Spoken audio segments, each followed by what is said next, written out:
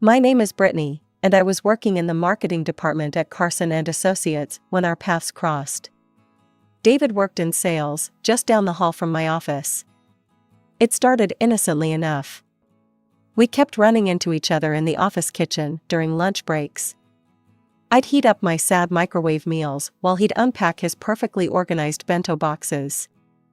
"Those look way better than my frozen dinners," I said one day, eyeing his colorful lunch spread. He grinned and pulled out an extra set of chopsticks. "Want to try?" My mom taught me how to cook, though I'm pretty sure she regrets it now. I stopped falling for her special recipes pretty quickly. That first shared lunch turned into daily lunch dates. We'd sit at the small table by the window, trading stories about our lives. I told him about growing up with my sensible parents in the suburbs, about my grandmother who'd gifted me my apartment before she passed away. He talked about his work, his hobbies, his dreams, but rarely about his family. After 3 months of lunches, he finally asked me out properly. "Dinner tonight? Somewhere that doesn't have a microwave or plastic cutlery?" I said yes, and that's how our real story began. We dated for a year, and it was wonderful. David was thoughtful, funny, and kind. When he suggested moving in together, it made perfect sense. My apartment had plenty of space, and we were spending most nights together anyway. Everything was perfect, except for one thing: I'd never met his family. He'd met mine within the first few months of dating. But whenever I brought up meeting his family, David would change the subject or make vague excuses. One night, after we'd been living together for a few months, I finally confronted him about it. We were curled up on the couch, watching a movie, when I paused it and turned to face him. "David, why haven't I met your family yet? Are you ashamed of me or something?" He let out a heavy sigh, running his hands through his dark hair. "God, no, Britt. I'm not ashamed of you, I'm ashamed of them." I laughed, thinking he was joking. "Come on, they can't be that bad." "They are." His voice was dead serious. "They're different. They think everything is a joke, and I mean everything. Even important moments, serious situations, they turn everything into some kind of cruel prank." I remember raising my eyebrows, still not quite believing him. "What do you mean? You want examples? Fine." He sat up straighter, his jaw tense. "When I was in high school, I had my first girlfriend over for dinner. My mom served spaghetti, but she'd replaced the noodles with rubber worms. My date screamed and threw up at the table. Everyone thought it was hilarious, except me and Sarah. She never spoke to me again." I stared at him, waiting for the punchline. But there wasn't one. "Or how about when I had a big presentation in middle school? My brother replaced my notebook with an identical one filled with pornographic drawings. When I opened it in front of the class." He shook his head. "I got suspended for 2 weeks." As he continued sharing stories from his childhood, each one worse than the last, I began to understand why he'd been so hesitant to introduce me to his family. But I had no idea that I was about to become their next target. David proposed on a Tuesday. Nothing fancy, just the two of us in our kitchen, making breakfast. He pulled out a ring while I was flipping pancakes, and said, "I can't imagine my life without you, Britt. Will you marry me?" Of course, I said yes. And then, inevitably, came the words I'd been both dreading and curious about: "I guess it's time for you to meet my family." The Thompson family home was a charming 2-story colonial in the suburbs. Mrs. Thompson opened the door before we even reached the porch. She was a petite woman with David's warm brown eyes and a wide smile. Mr. Thompson stood behind her, tall and distinguished looking, and next to him was James, David's older brother. "Oh, finally!" Mrs. Thompson pulled me into a tight hug. We'd been dying to meet the woman who stole our David's heart. The initial conversation was surprisingly normal. We sat in their cozy living room, and they asked about my job, my family, how David and I met. They even cracked a few harmless jokes that made me laugh. I started to relax, thinking David had exaggerated their pranking tendencies. I caught him watching his family warily, like someone waiting for a bomb to explode. I thought he was being paranoid. "I'll get us some tea," Mrs. Thompson announced cheerfully. "Brittany, dear, how do you take yours?" "Just a splash of milk, please." When she returned with the tea tray, everyone was still chatting pleasantly. I took a big sip of my tea and immediately regretted it. My mouth exploded with salt and pepper, so much pepper it felt like I'd swallowed fire. I spat the tea back into the cup, but it was too late. My throat was burning. Tears streamed down my face as I coughed and gasped. The Thompsons burst into laughter. "Welcome to the family," James hooted.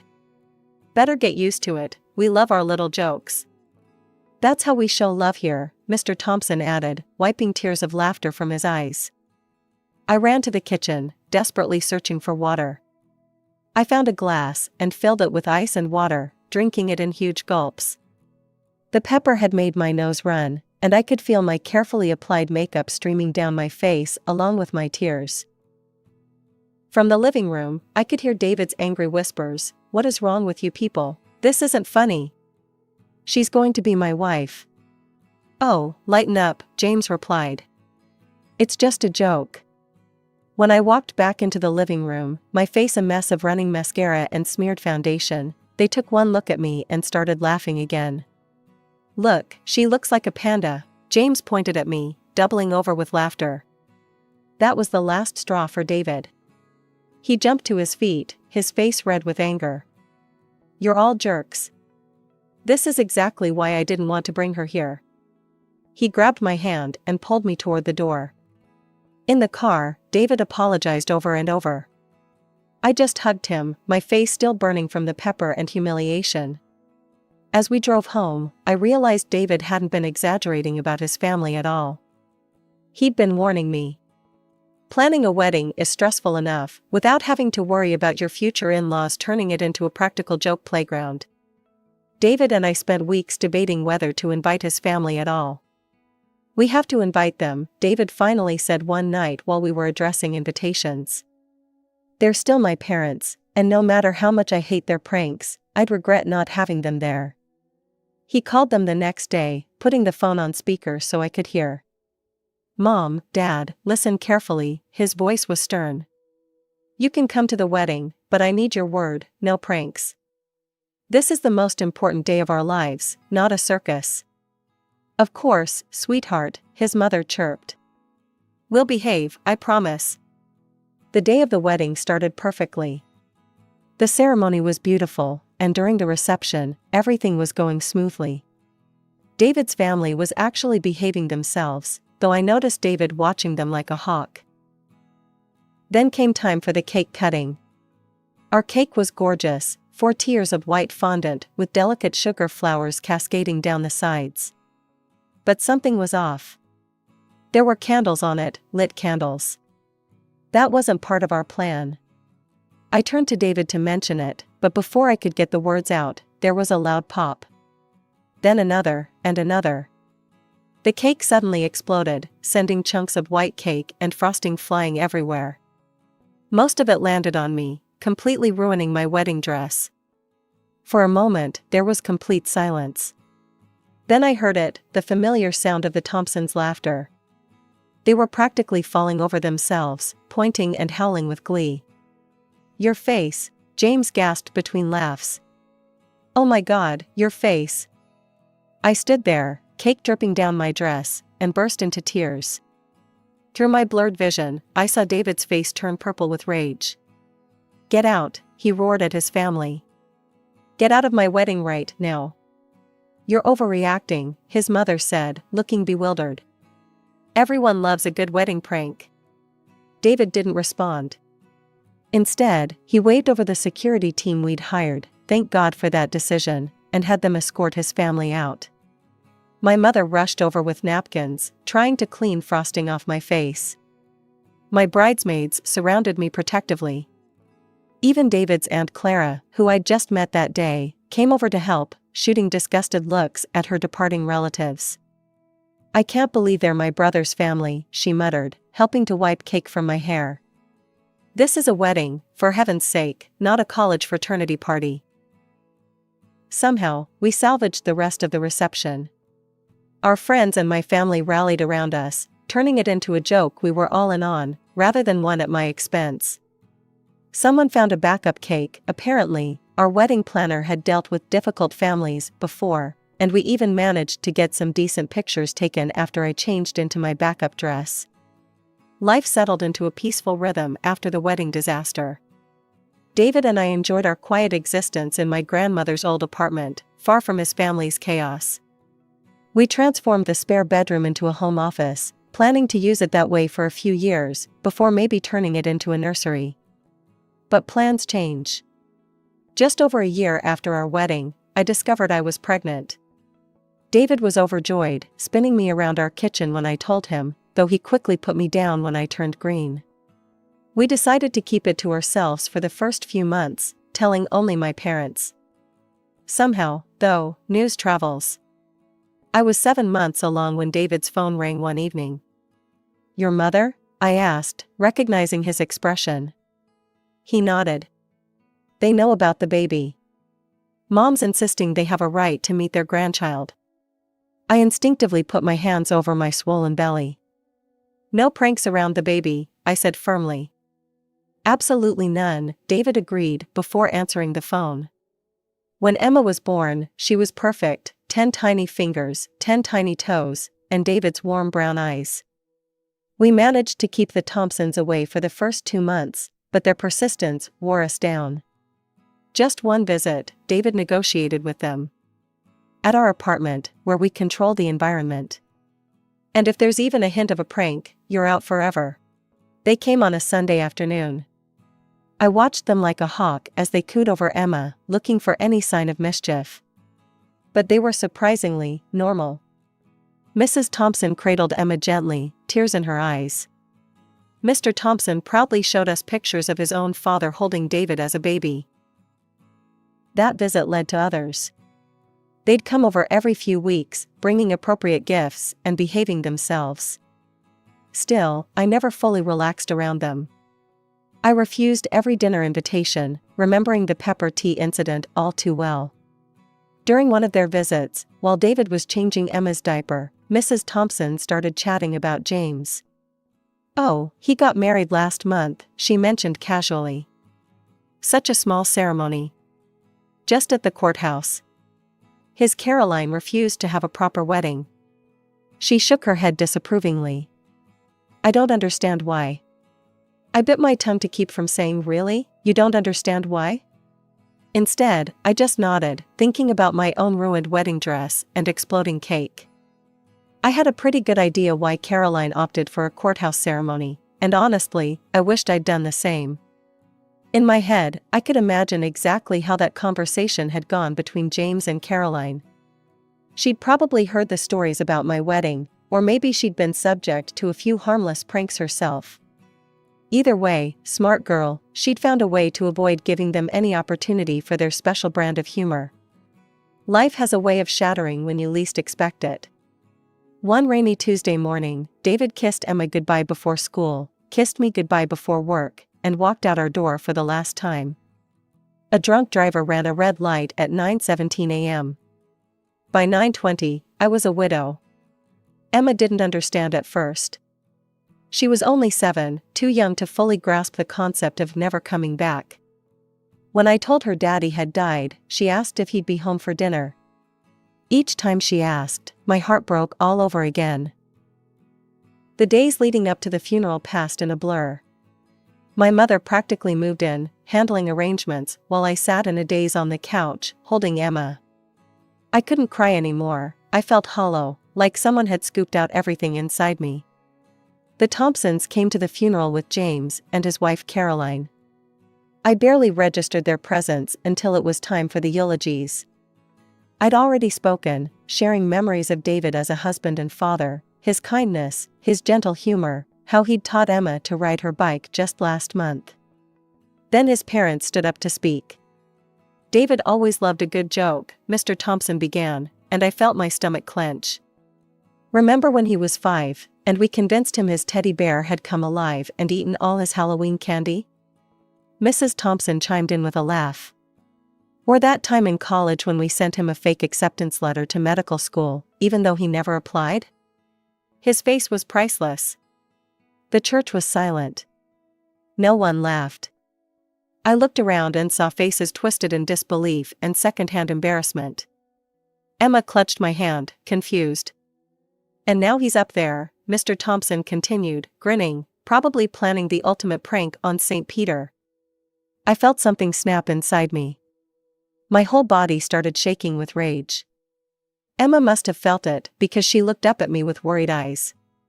After the service, while people were gathering for the reception, I approached the Thompsons. My voice was quiet but sharp enough to cut glass. "How dare you?" I hissed. "How dare you turn my husband's funeral into a joke?" "Oh, Brittany," Mrs. Thompson reached for my arm. David would have appreciated the humor. He always did. I jerked away from her touch. No, he tolerated it. What you do is cruel and thoughtless. I never want to see any of you again. You're not welcome in our lives anymore. Emma and I are done with all of you. But we're family, Mrs. Thompson protested, finally looking concerned. No, I said firmly. We're not. Family doesn't humiliate each other. Family doesn't ruin weddings or mock funerals. We're done. I turned and walked away, leaving them standing there, probably still wondering what they'd done wrong. They'd never understood, and they never would. 5 years passed like a blur. Emma grew from a grieving 7-year-old into a thoughtful 12-year-old who had her father's kind eyes and gentle spirit. I threw myself into being both mother and father, trying to fill the David-shaped hole in our lives. We heard bits and pieces about the Thompsons through the grapevine. James had 2 kids now. I'd seen pictures on social media of 2 boys with his mischievous grin. I always quickly scrolled past, determined to keep that chapter of our lives firmly closed. Sometimes Emma would ask about them, especially around holidays or when her friends talked about their grandparents. I never told her about the exploding wedding cake or the funeral jokes. She had enough complicated feelings about losing her dad without adding that mess to it. Then came the phone call, 3 days before Christmas. "Brittany?" Mrs. Thompson's voice was older, softer somehow. "Please don't hang up." I almost did anyway, but Emma was sitting next to me on the couch, working on her homework. She looked up, curious. "We miss Emma," Mrs. Thompson continued. "And you. Please, would you consider spending Christmas with us? The whole family will be there, James and Caroline, their boys. We'd love to see you both." I started to say no, but Emma, who had obviously figured out who was calling, began nodding enthusiastically. Her eyes were pleading. "There will be absolutely no pranks," I said firmly. "No jokes, no tricks, nothing like that. Just a normal Christmas dinner." "We promise," Mr. Thompson's voice joined in. They must have been on speakerphone. "We swear on David's memory. No pranks." Maybe it was the mention of David, or maybe it was Emma's hopeful face, but I found myself agreeing. "We'll come," I said. "But I mean it about the pranks." After hanging up, Emma and I went shopping. If we were doing this, we were doing it right. We picked out top-of-the-line kitchen appliances for the Thompsons, the latest tablet for James and Caroline, and the season's hottest toys for their boys. "Do you think Grandma and Grandpa got me something nice?" Emma asked as we wrapped the gifts. "I'm sure they did, sweetheart," I said, hoping I wasn't lying. "They've had 5 years to think about it." Emma threw herself into choosing wrapping paper and writing cards. I watched her excitement grow and prayed I wasn't making a horrible mistake by letting the Thompsons back into our lives. The Thompson house looked exactly the same as I remembered it, decorated with twinkling Christmas lights and a wreath on the door. Emma squeezed my hand as we walked up the path, our arms full of carefully wrapped presents. James and his family were already there when we arrived. His wife Caroline gave me a warm, almost apologetic smile as she helped us with our coats. Their boys, Mike and Tommy, hovered shyly behind their parents. The gift-giving started promisingly. Emma and I handed out our presents, and the reactions seemed genuine. Mrs. Thompson teared up over the expensive coffee maker, Mr. Thompson was thrilled with his new tablet, and the boys' faces lit up at their gaming consoles. Then came our turn. Mrs. Thompson handed Emma a wrapped box with a big smile, while Mr. Thompson passed me a similar one. Emma's fingers trembled slightly as she unwrapped hers, her first gift from her grandparents in 5 years. I'll never forget the look on her face when she opened that box. Inside was a plastic toy designed to look like dog poop, along with some clearly marked down items from the clearance bin. Emma's lower lip quivered as she stared at the contents. The laughter started immediately. Mr. Thompson and James were practically howling. Even the boys joined in, pointing at Emma's face. "Oh my God, look at them," James gasped between laughs. "Their expressions are priceless." My own box contained similar junk, expired candy, and items that still had clearance stickers on them. "That's enough," I said, my voice deadly quiet. "Where are the real presents?" Mrs. Thompson wiped tears of laughter from her eyes. "What do you mean? Those are the presents." "You can't be serious." I looked at each of them. "You haven't seen your granddaughter in 5 years, and you give her fake dog poop as a Christmas present?" They exchanged confused looks. "It's funny," Mr. Thompson insisted. "Come on, Brittany, learn to take a joke." I watched a tear roll down Emma's cheek, and something snapped inside me. Without a word, I stood up and walked over to Mike and Tommy.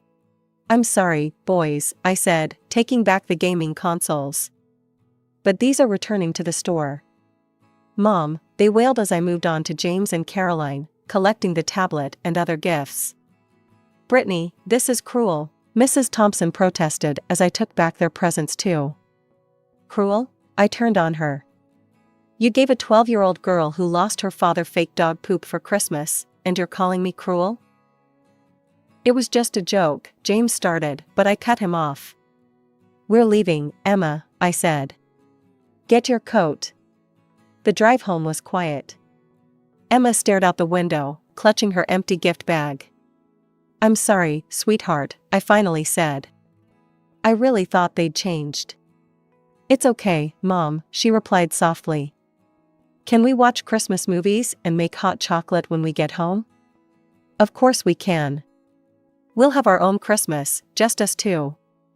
And that's exactly what we did. We spent the rest of Christmas Day in our pajamas, watching holiday movies, baking cookies, and trying to forget about the Thompsons and their idea of humor. The day after Christmas, I was scrolling through Facebook when I saw James's post.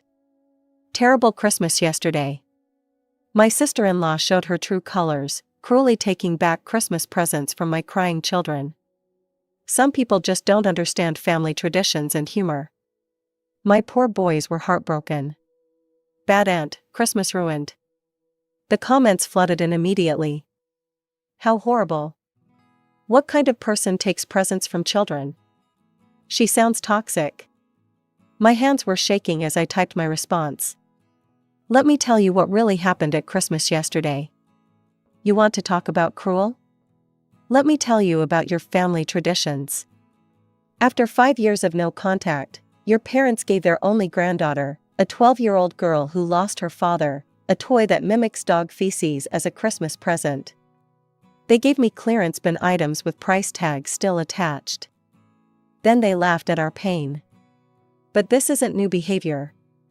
Let me tell you all about my wedding day, where they rigged our wedding cake to explode in my face. Or about my husband's funeral, where they thought it was appropriate to turn their son's eulogy into a stand-up comedy routine about pranking him as a child. You want to talk about toxic family traditions? Let's talk." I hit post and waited. Within minutes, other relatives started chiming in. "Oh God, remember Cousin Sarah's graduation? They replaced her diploma with a joke certificate during the photo op. They put laxatives in the punch at my baby shower. They ruined my son's bar mitzvah with that trick Torah scroll." The tide turned quickly. Soon, James's original post was flooded with people sharing their own stories of the Thompsons' pranks. Caroline, James's wife, even liked several of the comments. The phone call started that evening.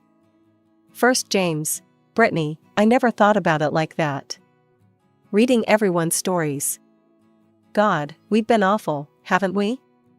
Then Mr. and Mrs. Thompson. We never meant to hurt anyone, Mrs. Thompson said, her voice shaking. We thought everyone was laughing with us. We thought it was all in good fun. We've always been this way, Mr. Thompson added.